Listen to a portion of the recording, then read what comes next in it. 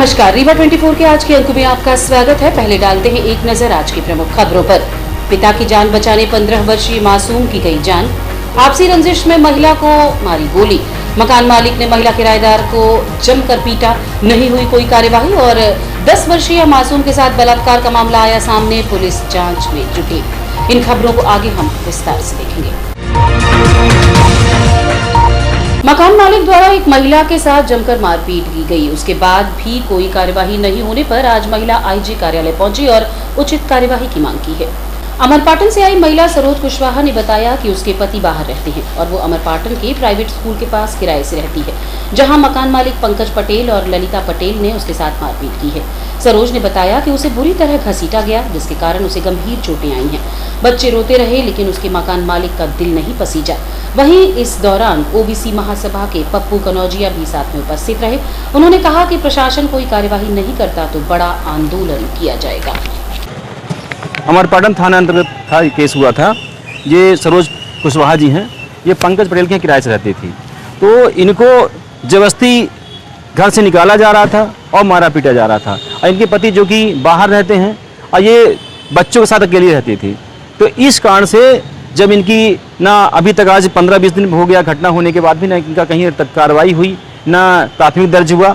तो इस मुद्दे को लेकर आज हम लोग आईजी साहब से मिलने आए थे और लगभग आईजी साहब ने आश्वासन दिया है प्रकरण दर्ज कराने के लिए। तो मैं आपसे माध्यम से सचेत करना चाहता हूं प्रशासन को कि अगर तत्काल कार्रवाई नहीं हुई, आरोपी के खिलाफ प्रकरण दर्ज नहीं हुआ, तो आने वाले समय में हम लोग उग्र आंदोलन करेंगे। इसकी जवाबदारी शासन प्रशासन पुलिस प्रशासन की होगी। इस मुद्दे के लिए आज हम लोग आए थे। ये मारपीट किसने की? मारपीट वहाँ के पंकज पटेल जी हैं, ललिता पटेल जी हैं, एक जो मकान मालिक हैं इनके।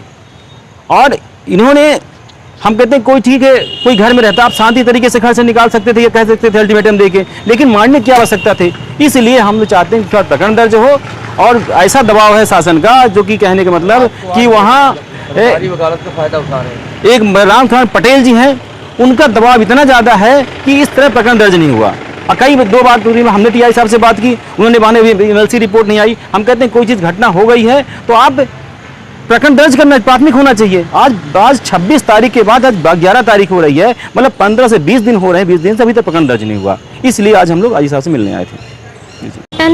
विद्यासागर स्कूल से ये हम वो पंकज पटेल के यहाँ किराए से रहते थे और वो हमारा दरवाज़ा खुलवाएं 9:30 बजे रात, बोलने लगे कि वो कमरा खाली कीजिए, लाइट बंद कर दिए, पानी भी कष्ट देने लगे। बोली पानी चालू कर दीजिए, पानी नहीं चालू कर रहे थे।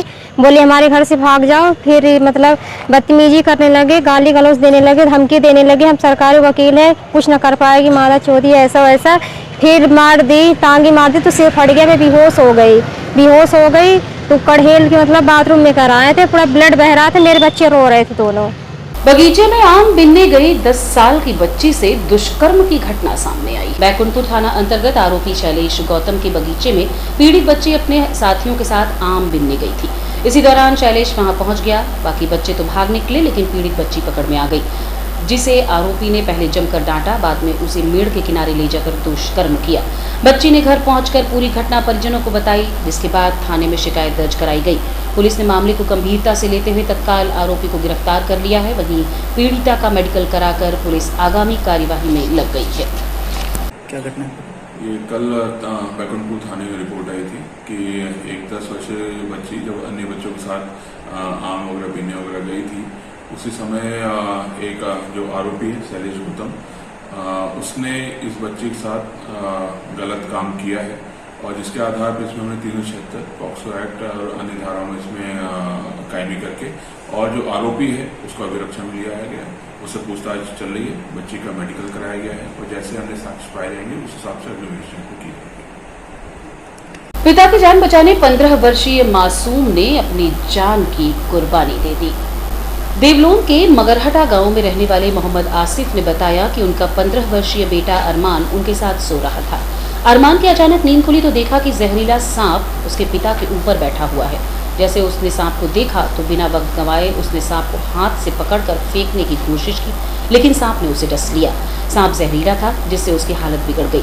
वहीं उसके पिता ने झाड़ फूंक का सहारा लिया और अस्पताल जाने में देरी कर दी। एक तरफ मासूम अरमान था जिसने बिना वक्त गंवाए अपने पिता की जान बचाई, वहीं उसके आसिफ पिता ने देरी कर दी। हालांकि पूरे परिवार में मातम पसरा हुआ है। अरमान 4 बहनों के बीच में इकलौता भाई था जो अपने पिता की जान बचाते कुर्बान हो गया। हम आपको बताना चाहेंगे कि इस तरह की घटनाओं में कभी भी लापरवाही नहीं बरतनी चाहिए। खासकर बरसात के सीजन में तो इस तरह के जहरीले कीड़े मकोड़े निकलते ही हैं, इसलिए सावधानी रखें और इस तरह की घटनाओं से बचें। हाँ, हमारे बच्चे की मौत हो गई। नाम मोहम्मद अरमान है। उसको सर्प काट दिया, हाथ में, मेरे पैर में लपटा था। उसने मेरे को बचाने की कोशिश किया, उसके हाथ में काट दिया। जब मैंने देखा तो सर्प निकला, मारे उसको। मारने के बाद उसको देखा तो नमक वमक खिलाया। नमक खिलाने के बाद झाड़ने के बाद कहा है कि सही रह गया, रोता रह गया कि जलता है। मैंने कहा सकार हो जाए तो गाड़ी मंगवाऊँ, लेके जाऊँ, दवाई की सूजी लगवा देंगे, बेटा ठीक हो जाएगा। रीवा लेके आए, यहाँ पहुँचे, ख़त्म हो गया। ये मगरदहा, बुढ़बा मगरदहा, थाना देलौन, तहसील बेहारी। हाँ, हमारे साथ सो रहा था। हमारे 4 बच्ची, 1 बच्चा। आपसी रंजिश में महिला को गोली मारने का मामला प्रकाश में आया है। मैहर के रहने वाले अयाल खान ने बताया कि मीना खान घर के बाहर टहल रही थी, तभी यूसुफ खान ने पिस्टल से उसे गोली मार दी। यूसुफ के साथ सैफ खान भी था, दोनों बाइक से आए थे। अयाल का कहना है कि 3 साल पहले यूसुफ के भाई का मर्डर हो गया था, जिसमें झूठा आरोप लगाया गया था, जबकि डॉक्टरों ने उसे एक्सीडेंट करार दिया था। उसने बताया कि मीना की ठुड्डी पर गोली लगी है, अभी हालत गंभीर है। पीड़ित का नाम हीना खान है। कैसे घटना, क्या कैसे घटना गोली कांड है। कैसे, कौन लोग मारे, क्या हुआ? यूसुफ खान ने गोली मार दिया है और सैफ खान साथ में था। वो गाड़ी चला रहा था, सैफ खान पीछे, यूसुफ खान बैठा था। गाड़ी से उतरा है, पिस्टल कमर से निकाल के सीधे फायर कर दिया। क्या पुरानी कोई क्या रंजिश थी कुछ? 3 साल पहले एक झूठा मुकदमा हमारे ऊपर लगा दिया था उसके भाई का मर्डर का, और घटना एक्सीडेंटल है। डॉक्टर ने भी हार्ड एंड ब्लंट ही लिखा था, कठोर चीज़ से एक्सीडेंटल। उसने लिखवाया कि तलवार से मारपीट करके मेरे भाई मर गया। 5 महीने बाद उसका भाई हॉस्पिटल से मरा था। वो रीजन से पुरानी रंजिश करते कल 8:42 पे इनके साथ वारदात हुई। कहाँ की घटना है? हमारे घर के बाहर ये टहल रही थी, दवाई वो आकर मार दिया। थाना क्षेत्र कौन सा है? थाना मैहर। अभी कैसी स्थिति है? अभी स्थिति कुछ नहीं, अब CT स्कैन करवा के लाएँ, अब आगे प्रोसेस डॉक्टर साहब करेंगे। कहाँ पे लगी गोली? गोली ये लगी ठुड्डी पे, यहाँ से सीधे अंदर छर्रा फंस गया। अभी फंसा ही है? छर्रा भी फंसा।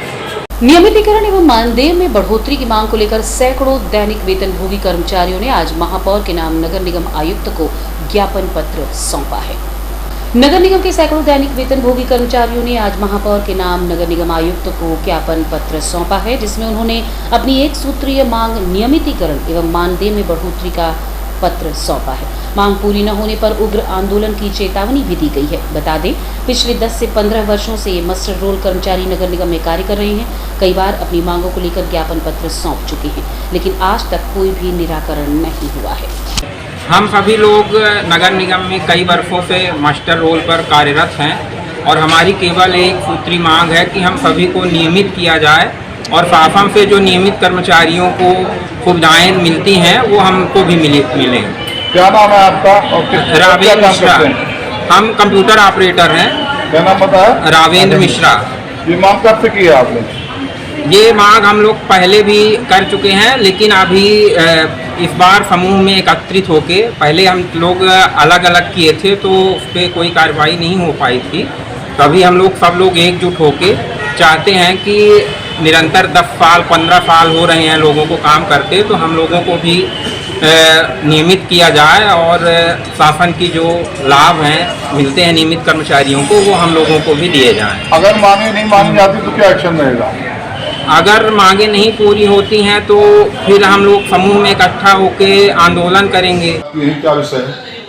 आज नगर निगम के कर्मचारियों ने नियमितीकरण की मांग को लेते हुए ज्ञापन सौंपा है। इस ज्ञापन को हम नियमानुसार शासन को भेजेंगे। मांग क्या थी मैडम? नियमितीकरण की। और रुकेंगे एक छोटे से विराम के लिए। आप बने रहिए रीवा 24 न्यूज के साथ। Pentium point group of institutions, a key to success. जी हाँ, Pentium point group of institutions, जहाँ पर आपको मिलते हैं BA LLB 5 year full time programme, LLB 3 year full time programme, bar council of India से मान्यता प्राप्त हैं। MBA के 2 year full time programme AICTE new Delhi से मान्यता प्राप्त हैं। पेंटियम पॉइंट टेक्निकल कॉलेज में स्नातक व स्नातकोत्तर के सभी पाठ्यक्रम संचालित हैं, जिनमें प्रवेश प्रारंभ है। हमारा कॉलेज कोड है P500। याद रखिए, सामान्य वर्ग BPL कार्ड धारकों को शिक्षण शुल्क में छूट व SC/ST OBC छात्रों को मध्य प्रदेश शासन के नियमानुसार छात्रवृत्ति। आप संपर्क कर सकते हैं हमारे हेड ऑफिस में, जो है हेडगेवार नगर रेडियो कॉलोनी के सामने रीवा, और कॉलेज कैंपस में जो है करहिया सिमरिया रोड और हरदी सिमरिया रोड रीवा में। अधिक जानकारी के लिए हमारे फोन नंबर पर संपर्क कर सकते हैं। हमारा फोन नंबर है 07662438035। मोबाइल नंबर पर भी संपर्क किया जा सकता है, जो है 9993208439।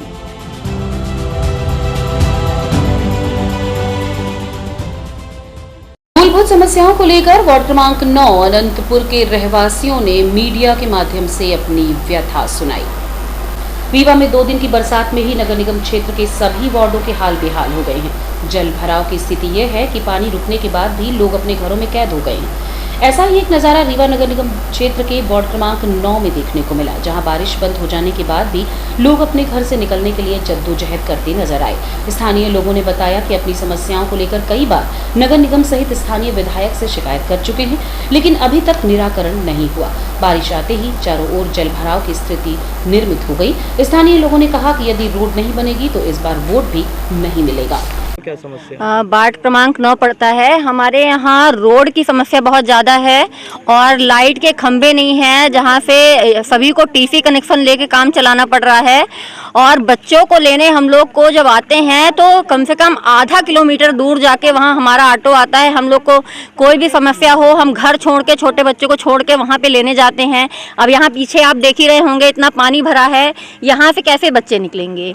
और ना तो कचरा की गाड़ी आती है। जब हम लोग टैक्स जमा करने जाते हैं तो पूरे उसका भी पहले कहेंगे कि आप कचरे का पेमेंट करिए और उसके बाद आप टैक्स जमा करिए।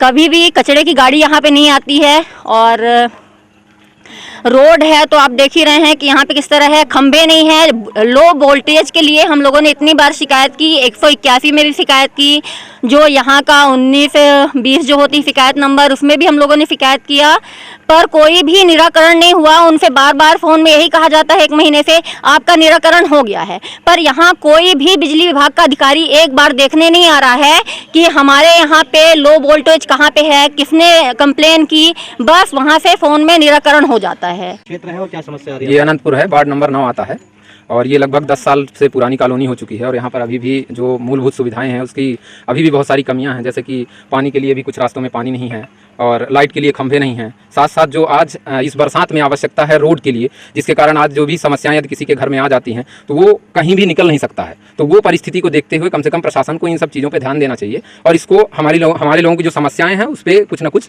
ध्यान दें। कितने लोग का परिवार है यहाँ पे? परिवार लगभग 150-200 लोगों का यहाँ पे कम से कम पब्लिक है। लगभग घर होंगे 50 से 60 घर बन चुके हैं और सभी की ये समस्याएं हैं। कहीं भी अभी रोड नहीं बनी है और पार्षद के पास भी हम कई बार जा चुके हैं। आवेदन हम लोगों ने आयुक्त को भी दिया है, विधायक महोदय को भी दे के आए हैं, लेकिन आज तक अभी कोई भी इसका निदान नहीं मिला है।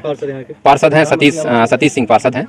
हाँ, उनकी माता जी हैं, उनकी माताजी पार्षद हैं। उनके पास भी हम 2 से 3 बार जा चुके हैं और उनको बैठक में भी हम यहाँ पर बुलवाए थे। जो हमारे जो भूस्वामी थे पहले, जिन्होंने लोगों ने इस कॉलोनी को काटा था और ये झूठ बोलकर ये रास्ते को दिया है और ये जो रास्ता है वो दूसरे की रास्ता है, उस पर अब वो भी अपना कब्जा कर रहे हैं, जिस कारण से हम लोगों का रास्ता भी निकलने का बंद हो रहा है। और ये जो भू देने वाले हैं ये दादू भैया, नीलेश मिश्रा और अजीत जी हैं, सोहगौरा जी हैं, ये सभी 5-6 लोगों ने बांटा है। अलग अलग कॉलोनी का अलग अलग भूस्वामी हैं।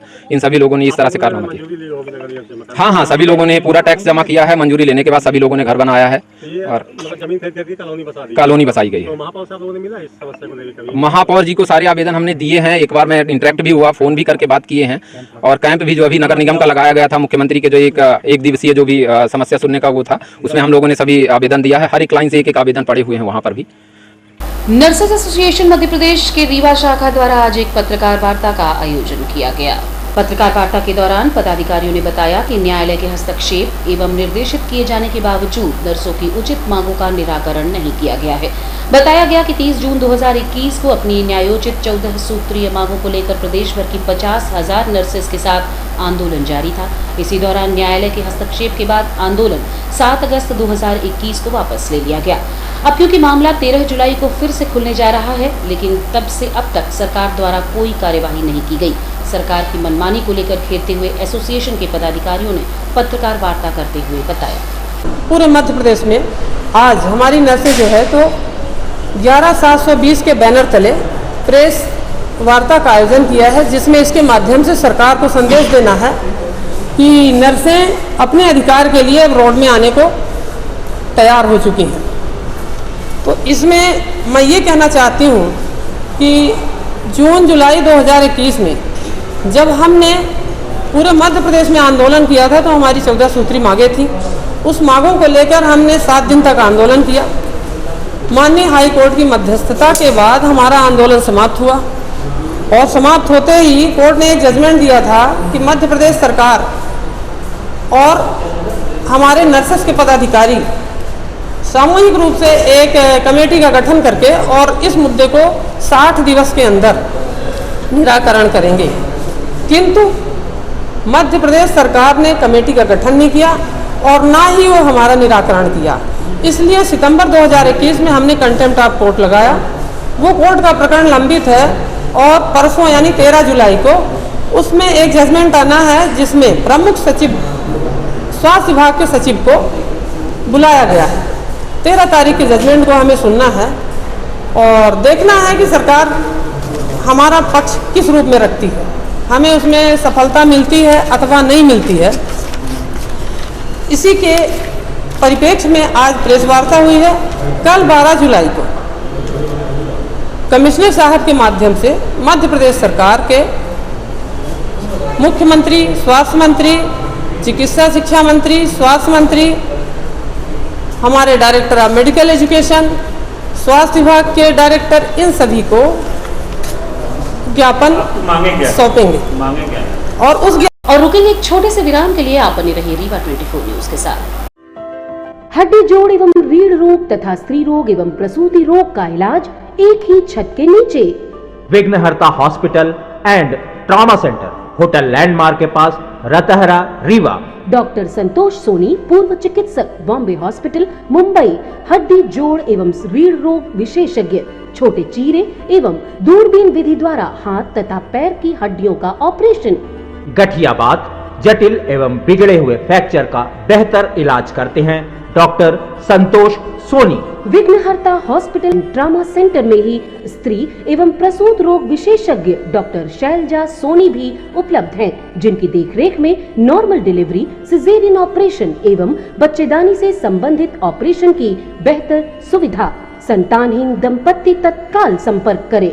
विघ्नहर्ता hospital and trauma centre, hotel landmark के पास, रतहरा, रीवा। सुविधाजनक एवं सफल इलाज हेतु आज ही संपर्क करें। विघ्नहर्ता hospital and trauma centre, hotel landmark के पास, रतहरा, रीवा। मोबाइल नंबर 7828781983 अथवा 8462956774 पर।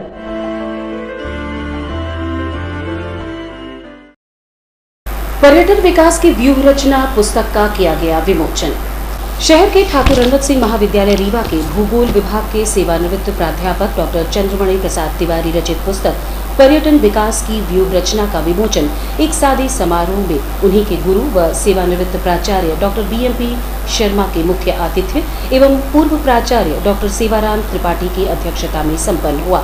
कार्यक्रम का विधिवत आगाज मां सरस्वती के सम्मुख दीप प्रज्वलन व अतिथियों के स्वागत से किया गया। तत्पश्चात डॉक्टर चंद्रमणि प्रसाद तिवारी ने वाणी से सभी का स्वागत करते हुए पुस्तक की उपयोगिता पर संक्षिप्त प्रकाश डालते हुए कहा कि मनुष्य एक जिज्ञासु प्राणी है, जिसकी खोज प्रकृति का परिणाम पर्यटन है और आर्थिक विकास में इसकी महती भूमिका भी है। देश के साथ साथ मध्य प्रदेश में पर्यटन की अपार संभावनाएं हैं। खासकर छोटे पर्यटक स्थलों के दृष्टिगत कर मध्य प्रदेश के उत्तरी पूर्वी अंचल में स्थित रीवा पठार के लघु पर्यटक स्थलों को विकसित किया जाना चाहिए, जिनसे इस क्षेत्र के आर्थिक विकास को गति मिल सके।